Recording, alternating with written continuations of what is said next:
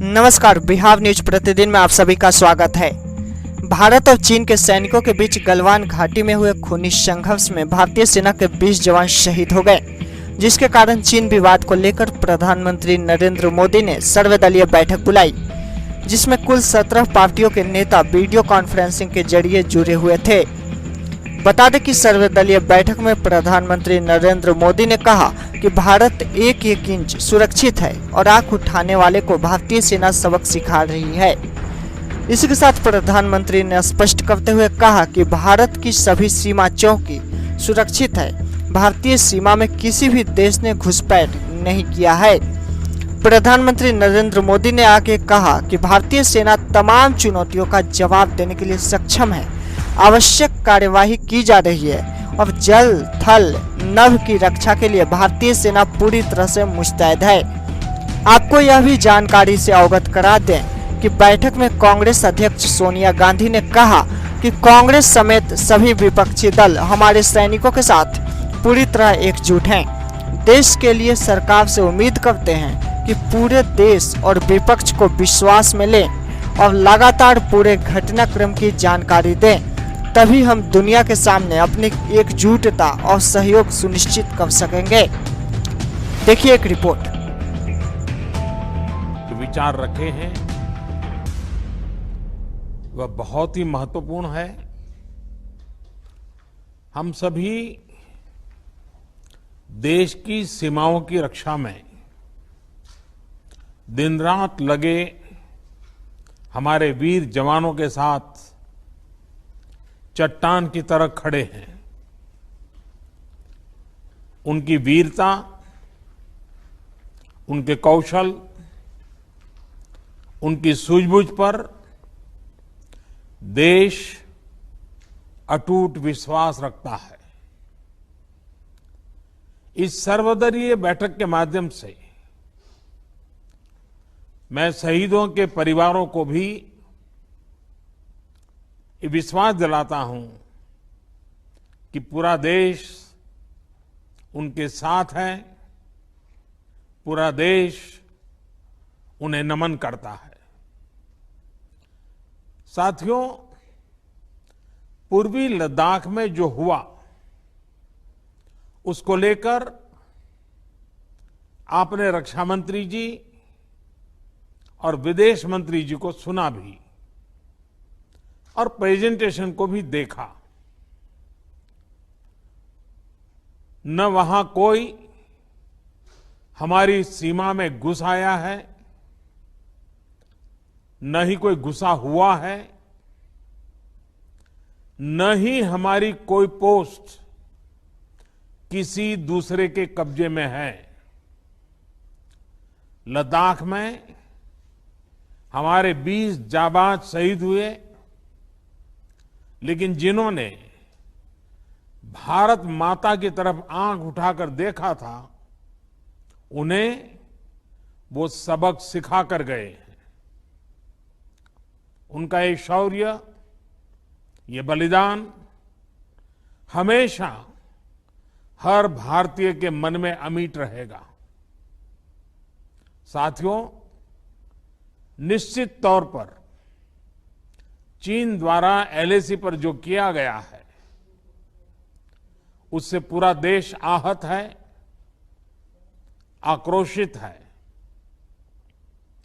ये भावना हमारी इस चर्चा के दौरान भी आप सबके माध्यम से बार बार प्रकट हुई है। मैं आपको भी आश्वस्त कर रहा हूं कि हमारी सेना देश की रक्षा के लिए कोई कसर नहीं छोड़ रही है। डिप्लॉयमेंट हो, एक्शन हो, काउंटर एक्शन हो, जल, थल, नभ में हमारी सेनाओं को देश की रक्षा के लिए जो करना है वो कर रही है। आज हमारे पास ये कैपेबिलिटी है कि कोई भी हमारी एक इंच जमीन की तरफ आंख उठाकर भी नहीं देख सकता। आज भारत की सेनाएं हर सेक्टर में एक साथ मूव करने में पूरी तरह सक्षम है। ऐसे में हमने जहां एक तरफ सेना को अपने स्तर पर उचित कदम उठाने की छूट दी है, वहीं दूसरी तरफ डिप्लोमेटिक माध्यमों से भी चीन को अपनी बात दो टूक स्पष्ट कर दी है। भारत पीस और फ्रेंडशिप चाहता है, लेकिन अपनी सॉवरेनिटी की रक्षा हमारे लिए सर्वोपरि है और आप सबने भी इसी भाव को प्रकट किया है। साथियों, बीते 5 वर्षों में देश ने अपनी सीमाओं को सुरक्षित करने के लिए बॉर्डर एरिया में इंफ्रास्ट्रक्चर डेवलपमेंट को प्राथमिकता दी है। हमारी सेनाओं की दूसरी आवश्यकताओं जैसे फाइटर प्लेन्स, आधुनिक हेलीकॉप्टर, मिसाइल डिफेंस सिस्टम आदि पर भी हमने बहुत बल दिया है। नए बने हुए इंफ्रास्ट्रक्चर की वजह से खासकर एलएसी में अब हमारी पेट्रोलिंग की कैपेसिटी भी बढ़ गई है।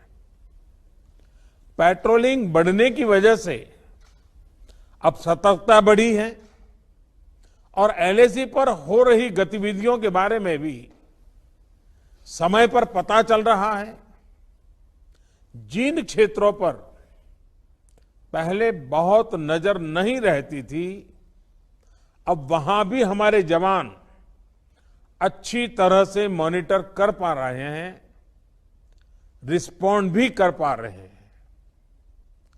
अब तक जिनको कोई पूछता नहीं था, कोई रोकता टोकता नहीं था, अब हमारे जवान डगर डगर पर उन्हें रोकते हैं, उन्हें टोकते हैं। बेहतर हो रहे इंफ्रास्ट्रक्चर से एक मदद ये भी मिली है कि हमारे जवान जो उस कठिन परिस्थिति में वहां तैनात रहते हैं, उन्हें साजो सामान पहुंचाने में आसानी हुई है। साथियों, राष्ट्रहित, देशवासियों का हित हमेशा हम सभी की सर्वोच्च प्राथमिकता रही है। चाहे ट्रेड हो, कनेक्टिविटी हो, काउंटर टेररिज्म हो, भारत ने कभी किसी बाहरी दबाव को स्वीकार नहीं किया है। राष्ट्रीय सुरक्षा के लिए जो भी जरूरी कार्य है, जो भी जरूरी इंफ्रास्ट्रक्चर का निर्माण है, उसे इसी तरह तेज गति से आगे भी किया जाता रहेगा। मैं आप सभी को, सभी राजनीतिक दलों को फिर से आश्वस्त करता हूं कि हमारी सेनाएं सीमाओं की रक्षा करने में पूरी तरह सक्षम है। हमने उन्हें यथोचित कार्रवाई के लिए पूरी छूट दी हुई है। आप सभी ने इस बैठक के लिए अपना समय दिया, अपने मूल्यवान सुझाव दिए। इसके लिए मैं सभी दलों का, आप सभी नेतृत्वगण का हृदय से बहुत बहुत आभार व्यक्त करता हूं और आपके सुझाव आगे की रणनीति में बहुत लाभकर्ता होंगे, ये मुझे पूरा विश्वास है। मैं फिर एक बार इस एकता का संदेश देने में आप जो बढ़ चढ़ करके आगे आए हैं, वे सेना का मोरल तो बढ़ाएगा, देश के लोगों की हिम्मत बढ़ाएगा, लेकिन दुनिया को भी जो संदेश जाना चाहिए वो पहुंचेगा। और इसलिए आज की मीटिंग में आपकी ये सकारात्मक भूमिका का बहुत मूल्य है, उसका बहुत ऐतिहासिक महत्व है।